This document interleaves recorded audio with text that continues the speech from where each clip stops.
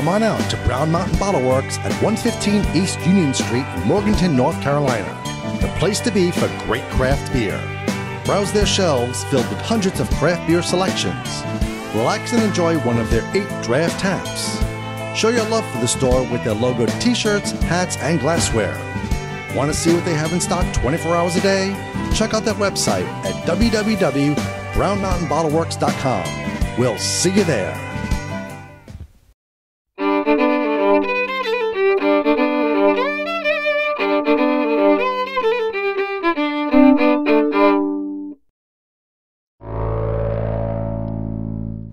Hi, I'm Glenn, Dave's behind the camera with NC Beer Guys. Welcome to another episode of NC Beer Buzz. We had to go a long way from home today. Actually, on my normal trek to Dave's house, I'm halfway there by being here, and he gets halfway to my house, so it's actually just right between our houses. So we might be here more often than not, and we're here at the brand new Southern Peak Brewery in Apex on Windy Drive. Is that right? Windy Road. Windy Road. And what's the complex called? The Villages of Apex. Villages of Apex. So we're right in where, right off 64, right where it goes back in from being split into one highway. So we're here with Ken and Nathan, who are the co-owners and founders, and they're going to be everything to Southern Peak. That's right. And thanks for having us in.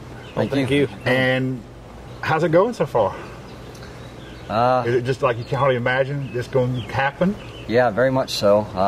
So as many of our neighbors around us have seen, it's been a very long construction process. It was estimated to be 10 months and turned into about 18 to 20 months. And that had to be so frustrating for you guys. Oh yeah, it was just a long process, but we had many road bumps along the way, just stuff with equipment, construction, but we kept our heads down, and we finally got to see the fruits of the labor on Saturday, which was just awesome, getting a chance to meet everybody. Good. Beautiful location. So let's talk first about the brewery itself, the equipment.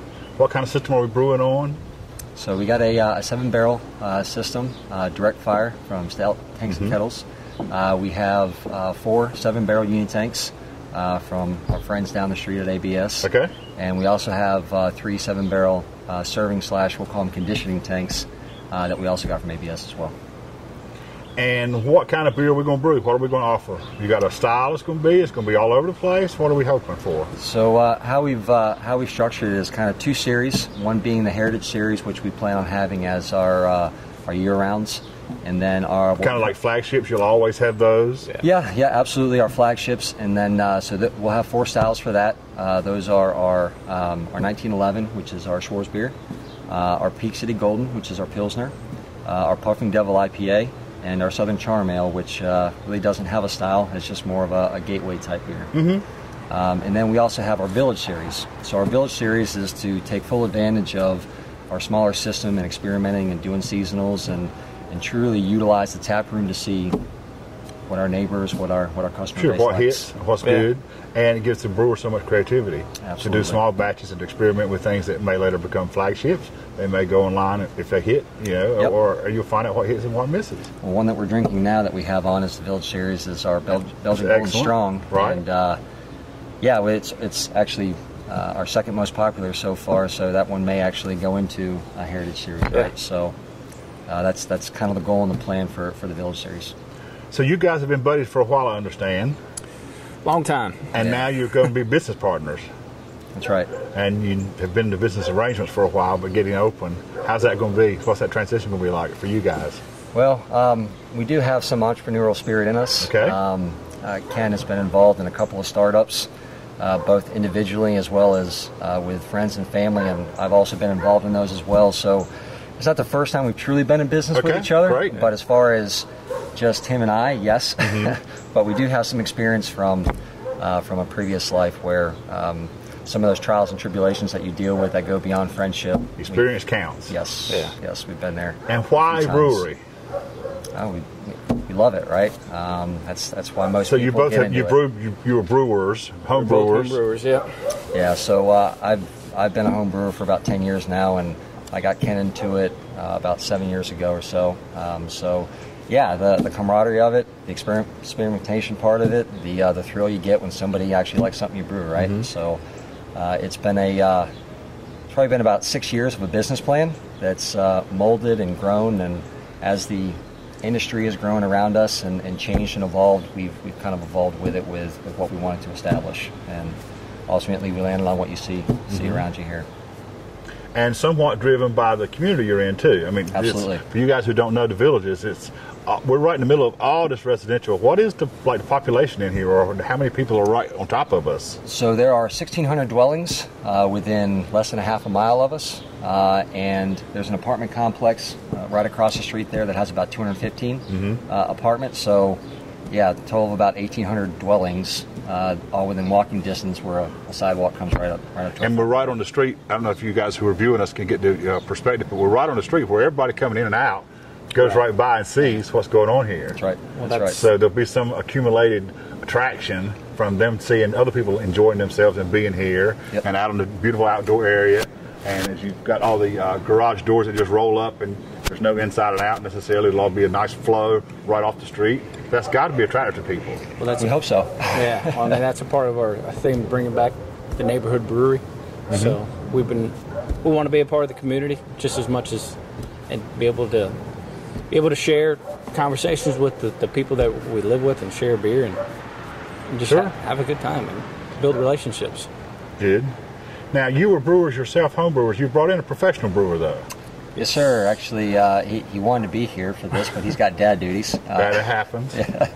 But Matt is our head brewer, and he's been wonderful. He came in and kind of took charge, and we thought we worked a lot of long hours, but he's been here right with us. Just took ownership and kind of took over, and he's been great. He's been a great addition for us. Oh, that's great. He'll be good for you, for sure. Yeah. So let's talk about the tap scene. You've got how many beers on tap at any one given time? So a total of around 7 to 8 is the total number that will be at least for the foreseeable future. We'd like to get to a point where, as you see up on the board, having other non-alcoholic options, whether it's kombucha or we do root beer or something like that. And there'll always be a non-alcohol option. Absolutely. Yes, absolutely. And again, part of being in a neighborhood, right, are families. So not only non-alcohol drinkers, but something other than beer as well, right? And some snacks and some kids stuff, some kid-friendly stuff. I assume we're dog-friendly here as well. Absolutely. Dog bowls are in the corner. Okay, good. Yep. What's going to be the biggest challenge? What do you think? There's been so many. Time. As of right now, time. Time right now is the biggest challenge. I think that both of us, we're trying to manage our time as best we can, so we can put everything into the brewery. And but we've done a good job so far, and we have very patient wives as well. So that's a key. That helps. A key to your success. Well, it's I don't know every brewery owner in the area, but I would say that many of them probably don't have young families, and it's difficult, right? So I think to that point is time right now of managing this baby along with our own babies and our own families, and trying to give our best to everybody. Everywhere, right? and being drawn in lots of different directions. Sure, of but course. We keep telling ourselves we asked for this, so. And you have come into the Wake County beer scene, I don't know if late or not is the right word, but let's say after many others did. Matured. 5 and 6 years ago, when you first had the gem of an idea, you might have been one of 3 or 4. Right, yeah. And now you're one of 18 or 20 in Wake County, depending on what day it is.